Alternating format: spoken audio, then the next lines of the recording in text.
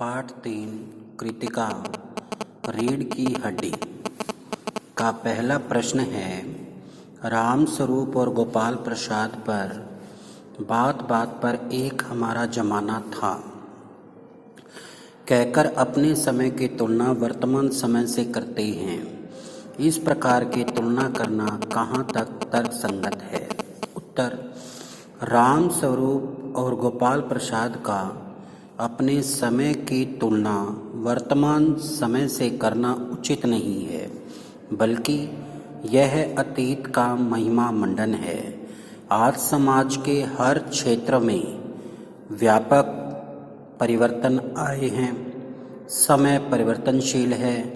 समय के साथ साथ सोच, विचार तथा देखने के दृष्टिकोण में भी परिवर्तन आया है।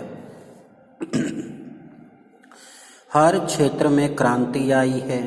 शिक्षा के क्षेत्र में भी लड़कियां लड़कों से आगे निकल आई हैं। एकांकी में भी यह बताया गया है कि लड़कियों ने पुरुषों के एकाधिकार को तोड़ दिया है। समय की मांग भी यही है, इसलिए कभी भी अपने समय की तुलना वर्तमान से नहीं करनी चाहिए। प्रश्न नंबर 2, राम स्वरूप का अपनी बेटी को उच्च शिक्षा दिलवाना और विवाह के लिए छिपाना, यह विरोधाभास किस विवशता को उजागर करता है? राम स्वरूप ने अपनी बेटी को उच्च शिक्षा दिलवाई, पर विवाह के लिए उसे छिपाना उनकी मजबूरी बन गई। लड़की के पिता को लड़के और उसके पिता की इच्छा के अनुसार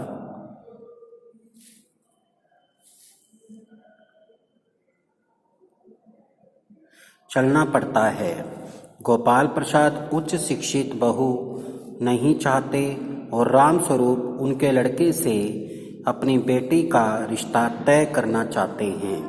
अतः वे अपनी बेटी की उच्च शिक्षा संबंधी तथ्यों को छिपाते हैं ताकि बेटी की उच्च शिक्षा उसके विवाह में बाधक न बने। प्रश्न नंबर 3, अपनी बेटी का रिश्ता तय करने के लिए राम स्वरूप उमा से किस प्रकार के व्यवहार की अपेक्षा कर रहे हैं, वह उचित क्यों नहीं है? उत्तर, अपनी बेटी का रिश्ता तय करने के लिए राम स्वरूप अपनी बेटी उमा से इस प्रकार के व्यवहार की अपेक्षा कर रहे थे कि वह सरल स्वभाव की, सीधी सादी, शांत रहने वाली, कम पढ़ी लिखी लगने वाली लड़की की तरह लगे। उनका ऐसा सोचना उचित नहीं है। लड़की कोई भेड़ बकरी या कुर्सी मेज नहीं है। उनका भी दिल होता है। उसका उच्च शिक्षा पाना कोई अपराध नहीं है, बल्कि यह उसके व्यक्तित्व की बहुत बड़ी विशिष्टता है। उसे शिक्षित होकर और पढ़ी लिखी लड़कियों की तरह ही व्यवहार करने देना चाहिए। प्रश्न नंबर 4, गोपाल प्रसाद विवाह को बिजनेस मानते हैं और राम स्वरूप अपनी बेटी की उच्च शिक्षा छिपाते हैं। क्या आप मानते हैं कि दोनों ही समान रूप से अपराधी हैं? अपने विचार लिखिए। उत्तर, लेखक की मतानुसार दोनों ही समान रूप से अपराधी की पंक्ति में आते हैं। गोपाल प्रसाद विवाह की पवित्रता को नहीं समझते। वे उसे एक व्यापार की तरह लेते हैं और सौदा तय करने से पहले तरह तरह की जांच पड़ताल करते हैं। राम स्वरूप अपनी बेटी को उच्च शिक्षा तो दिलवाते हैं पर उसे गोपनीय रखते हैं। बेशक यह उनकी मजबूरी है। हमारे विचार से उन्हें ऐसे परिवार में रिश्ता तय करने का प्रयास नहीं करना चाहिए था जहां लड़की की शिक्षा का सम्मान न हो। जब किसी बात को समाज में छिपाया जाता है, तब वह स्वयं ही अपना महत्व खो देती है। उच्च शिक्षा दिलवाकर पिता ने कोई अपराध नहीं किया। रामस्वरूप व्यर्थ ही अपराध भावना के शिकार बन गए हैं। प्रश्न नंबर 5, आपके लाडले बेटे की रीढ़ की हड्डी है या नहीं? उमा इस कथन के माध्यम से शंकर की किन कमियों की ओर संकेत करना चाहती है? उत्तर, रीढ़ की हड्डी स्त्री अशिक्षा जैसी सामाजिक बुराइयों पर आधारित एकांकी है। पुरुष पात्रों में प्रमुख पात्र शंकर है, जिसकी रीढ़ की हड्डी झुकी हुई है।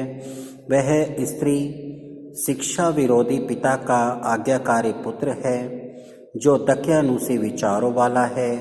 वह कायर और डरपोक है। वह अपना निर्णय स्वयं नहीं ले सकता। पिता जो कहते हैं वह चुपचाप मान लेता है। वह चरित्रहीन भी है। प्रश्न नंबर 6, शंकर जैसे लड़के या उमा जैसी लड़की समाज को कैसे व्यक्तित्व की जरूरत है? तर्क सहित उत्तर दीजिए। उत्तर, समाज को उमा जैसे व्यक्तित्व की जरूरत है। वह साहसी और स्पष्ट वक्ता है। वह समाज के ठेकेदारों की कलाई खोल सकती है और उन्हें आईना दिखा सकती है। वह शिक्षित और सभ्य लड़की है। पुरुष प्रधान समाज में नारी की दशा दयनीय तब तक रहेगी जब तक नारी शिक्षित होकर अपने अधिकारों के लिए जागरूक न हो जाए। यह उचित है कि बच्चों को अपने माता पिता की भावनाओं की कद्र करनी चाहिए, लेकिन जब माता पिता की भावनाएं उनके भविष्य को अंधकार में धकेल रही हो तो उनका प्रतिकार करना ही उचित है। शंकर जैसे लड़के अपने माता पिता को समाज में नीचा दिखाने का प्रयास करते हैं। उमा जैसे व्यक्तित्व वाली लड़की के माता पिता को गर्व होना चाहिए, क्योंकि वह समझदार तथा अपने अधिकारों के प्रति सजग है। समाज तभी उच्च तथा श्रेष्ठ होगा जब उमा जैसे व्यक्तित्व वाली लड़कियां होंगी। प्रश्न नंबर 7, रीढ़ की हड्डी शीर्षक की सार्थकता को स्पष्ट कीजिए। रीढ़ की हड्डी एकांकी का शीर्षक सर्वथा उपयुक्त और सार्थक है। शरीर में रीढ़ की हड्डी शरीर को सीधा रखती है और व्यक्तित्व प्रदान करती है। यही स्थिति भी समाज की है। शंकर जैसे युवक रीढ़ विहीन हैं, क्योंकि उनका व्यक्तित्व चरित्रहीन और परजीवी है। तभी शंकर को बिना बैकबोन कहा जा रहा है। शीर्षक एकांकी की भावना को व्यक्त करने में पूर्णतः समर्थ है। प्रश्न नंबर 8, कथा वस्तु के आधार पर आप किसे एकांकी का मुख्य पात्र मानते हैं और क्यों? उत्तर, कथा वस्तु के आधार पर हम उमा को इस एकांकी का प्रमुख पात्र मानते हैं। इसका मुख्य कारण यह है कि इस नारी पात्र के माध्यम से लेखक अपनी कथा को गति प्रदान करता है। उमा द्वारा व्यक्त विचार लेखक के अपने हैं तथा अपने सशक्त व्यक्तित्व का परिचय देकर इसमें पात्रों पर भारी पड़ती है। कथा वस्तु का समस्त आयोजन उसी के लिए होता है। वह कथा की केंद्रीय धुरी है, जिसके इर्द गिर्द समस्त कथा चक्र घूमता है। प्रश्न नंबर 9, एकांकी के आधार पर रामस्वरूप और गोपाल प्रसाद की चारित्रिक विशेषताएं बताइए। रामस्वरूप उमा के पिता हैं। वे एक मजबूर पिता लगते हैं, जो अपनी बेटी की शादी किसी भी कीमत पर शंकर से करवाना चाहते हैं। वे उमा की शिक्षा की बात को छिपाते हैं, समाज से डरते हैं। उन्हें डर है कि उमा को देखने आने वाले लड़के तथा उसके पिता ने यदि उसे नापसंद कर दिया तो रिश्तेदार और समाज क्या कहेगा। अपनी बेटी को दिखावा करने तथा झूठ बोलने के लिए कहते हैं। इससे पता चलता है कि वे डरपोक, दकियानुसी तथा विवश पिता हैं। गोपाल प्रसाद शंकर के पिता हैं। लड़के के पिता होने के कारण उन्हें घमंड है। उन्हें ऐसी बहू चाहिए जो कम पढ़ी लिखी हो, जिस पर वे अपनी मनमानी कर सकें। उन्हें सुंदर लेकिन बिना पढ़ी लिखी बहू चाहिए। वे लालची, स्वार्थी तथा ढोंगी हैं। शादी को व्यापार मानते हैं, जिससे वे केवल अपना मुनाफा चाहते हैं।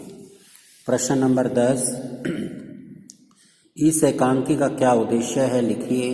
उत्तर, रीढ़ की हड्डी एकांकी का मुख्य उद्देश्य लड़कियों की शिक्षा के प्रति जागरूकता बढ़ाना है। इस एकांकी में उन लोगों की कलई खोली गई है जो लड़कियों को भेड़ बकरियों या कुर्सी मेज मानते हैं। यह एकांकी लड़कियों के स्वतंत्र व्यक्तित्व की रक्षा करती जान पड़ती है। यह एकांकी दो मुही व्यक्तित्व वाले लोगों को पर्दाफाश करती है और चरित्रहीन लोगों को रीढ़विहीन बताती है। प्रश्न नंबर 11, समाज में महिलाओं को उचित गरिमा दिलाने हेतु आप कौन कौन से प्रयास कर सकते हैं? उत्तर, समाज में महिलाओं को उचित गरिमा दिलाने हेतु हम निम्नलिखित प्रयास कर सकते हैं। पहला, उच्च शिक्षा प्राप्त करने में महिलाओं को मदद कर सकते हैं। दूसरा, महिलाओं को पिता अथवा पति की संपत्ति में उनका हक दिलाकर उन्हें आर्थिक सुरक्षा प्रदान कर सकते हैं। तीसरा, परिवार तथा समाज में महिलाओं को उचित सम्मान दिलाने का प्रयास कर सकते हैं। चौथा, समाज के प्रत्येक क्षेत्र में महिलाओं के उचित प्रतिनिधित्व के लिए संघर्ष कर सकते हैं। तो प्रिय छात्रों, आज आप इस वीडियो को ध्यान से सुनेंगे और प्रश्न उत्तर अपनी उत्तर पुस्तिका में लिखेंगे।